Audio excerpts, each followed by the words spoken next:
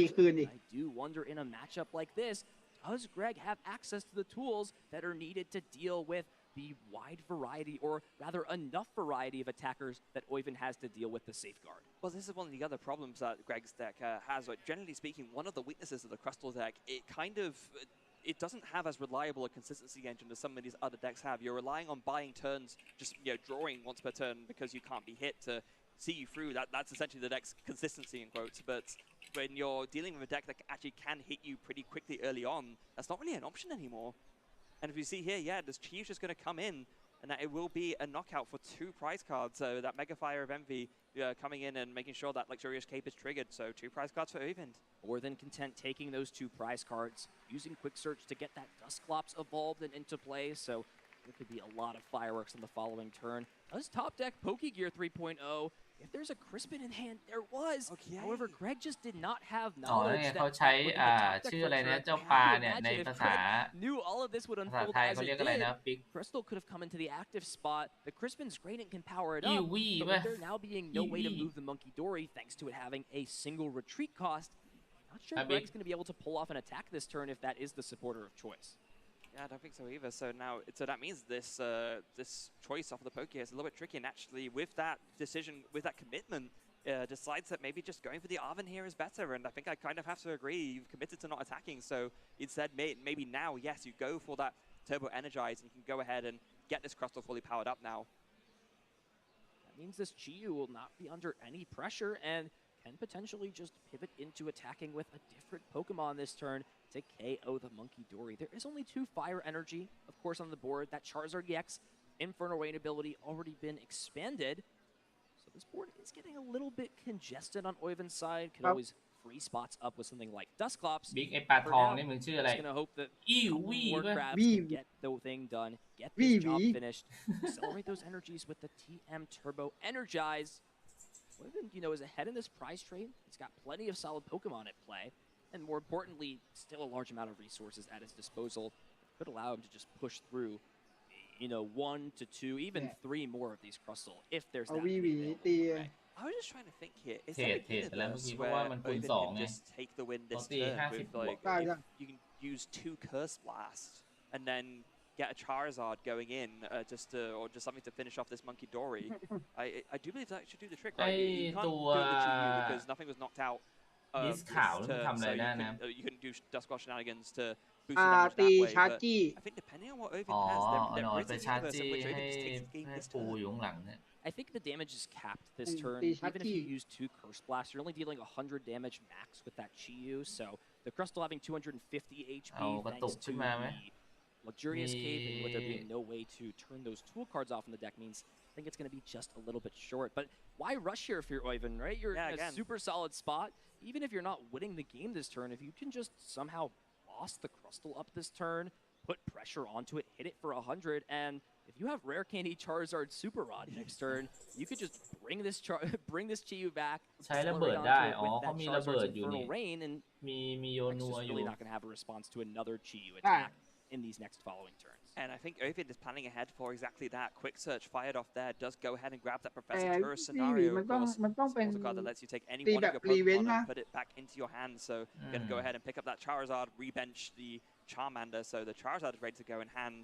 อ้าว And เขา I เลื think อก now เอา going to go ahead and retreat into the Charmander. Oh, ที่ตกครั้งนี้ขึ้น specifically the มา one on the left. That was very, very important. Yeah, ใช่ setting เพ the ราะว่า trap essentially. I'm คือ not เขา sure ต้องการ either ให้ of these ให้ Charizard are going to คื be อมันต้อง evolved this ต้อ turn, ง so it รี really doesn't รี make เว a นไง difference. But Oyvind is essentially saying, "Come and get เออ me. มันต้อง Get มันต้อง this Charmander out. วี I หวี have มัน a ต้องเล่นรีเว response นไง KO ถ้า that's ไม่ going รี to เว be นมันตีไม่แร way ง more valuable. And if you don't, if you just leave this Monkey Dory in the active spot, I could grab Rare Candy out of my deck, guaranteed thanks to Quick Search, while also powering up the Chiyu. So while Greg has bought himself an extra turn to maybe get down another Dwebble, get some energy into play, you really have to wonder, what is the end game for Greg? It's not about prizes with this deck. No, it's not at about all. removing threats.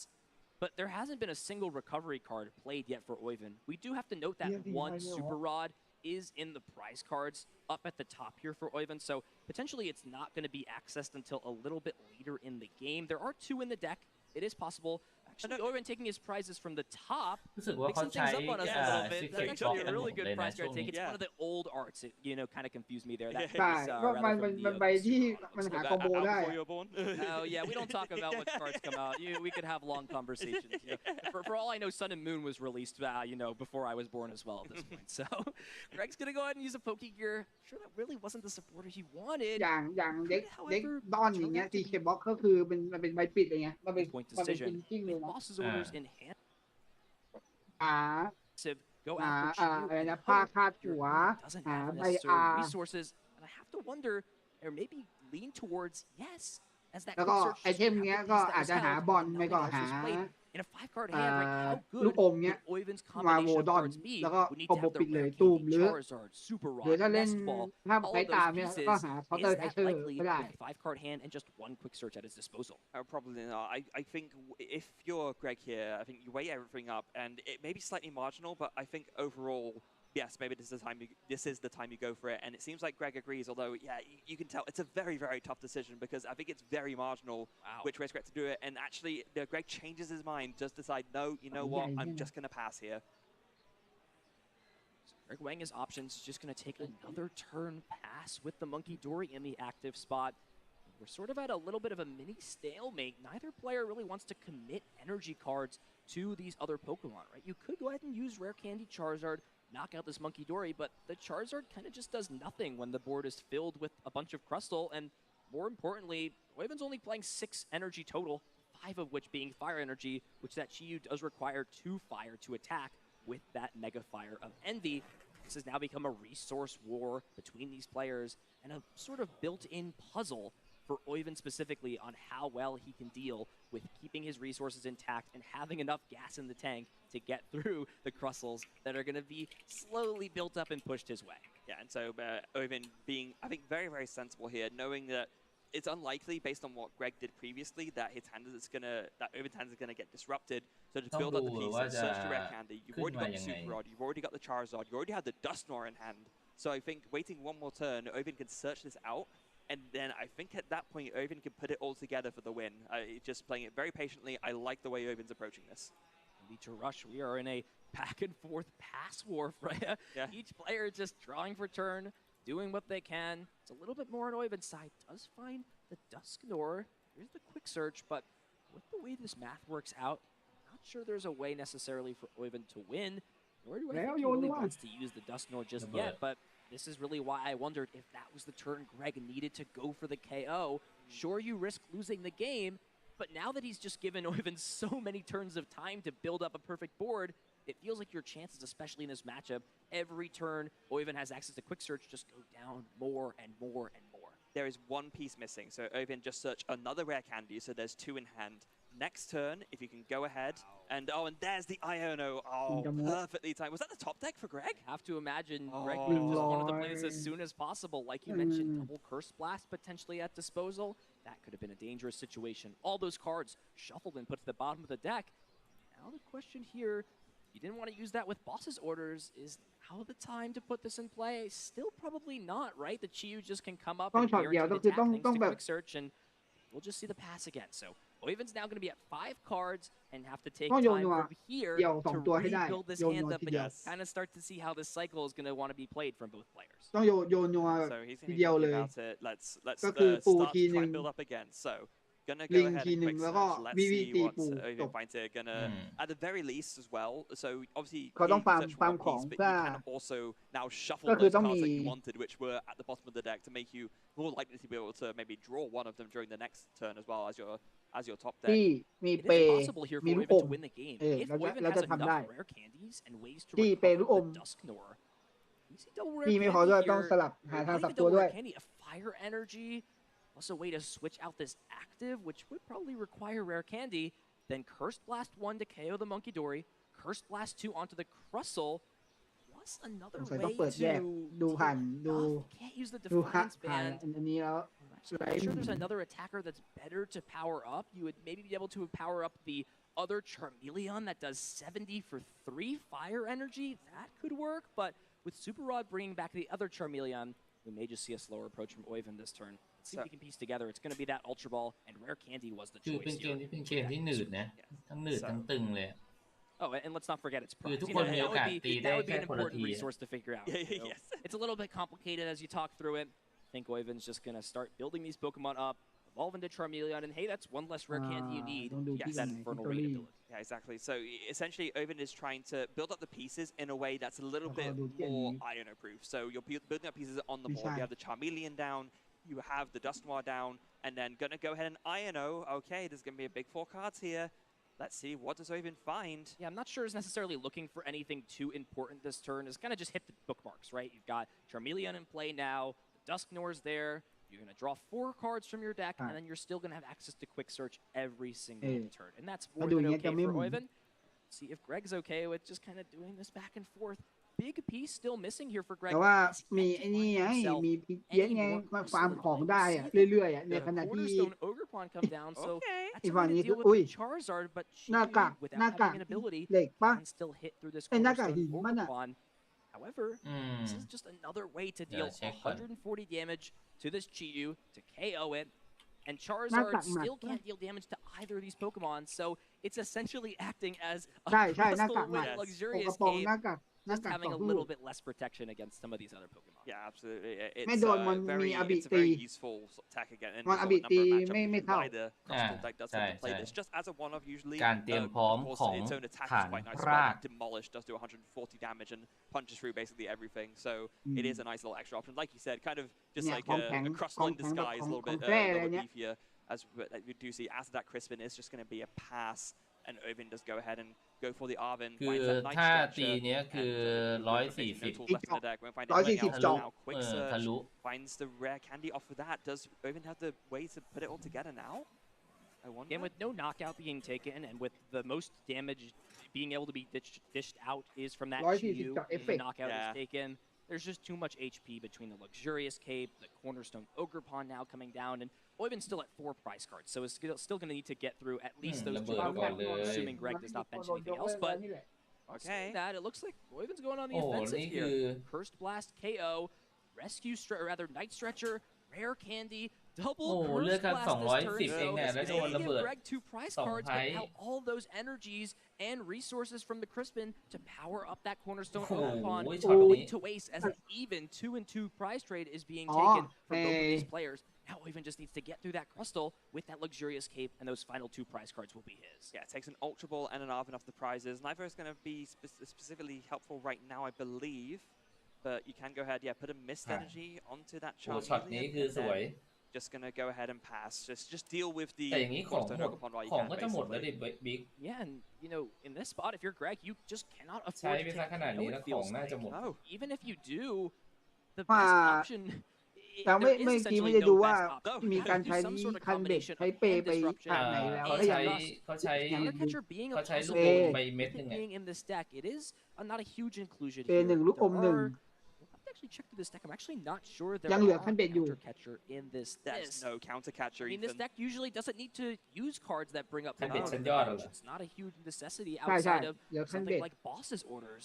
Really interesting. Actually, there's no countercatcher, but there's 4 Boss's Orders in this deck. So, Greg is, you know, really relying off of หรือโบทาไว้ไม่งั้นโดนถ้าปูขึ้นไปตีได้ก็ and bring up a Pokemon at the same turn บอกผ่านเลยคือมันเป็นเกมที่แบบว่า Actually, looks like Greg's just gonna pass here. So เนี่ย back on อันนี้ Oven, เหมือน there's the เหมือน Charizard in นับ hand, เด็กละ ready to go.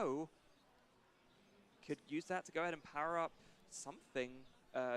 You can power up the Charmeleon on the bench by evolving the Charmander inactive if you want to. Does go ahead and play an Arvin though. Looking at that power pad, you're gonna want that to get back that tourist scenario. We did see being able to, you know, earlier on pick up that Charizard proved very helpful to Oven just to get that extra energy acceleration going. A lot of really interesting card inclusions. I think I saw Squawkabilly earlier. As it goes, we're not in Lugia times right now, are we? There are plenty of interesting card inclusions, but it's innovation at the end of the day, especially when it's on a การรีดกองอ่ะของเด็กดอนมันรีดกองสูงกว่าไง The item from Arvin. Is it going to be the Turo that is shuffled back into the deck? Will we see something like Orders be brought back? We saw that discarded early on with the Professor's ไม่ได้อยู่คันเบ็ดเมื่อกี้เปเปอร์ไอเทมเอาเป็นสมุดบันทึกเพื่อน copy of Super Rod, with there still being another Super Rod available.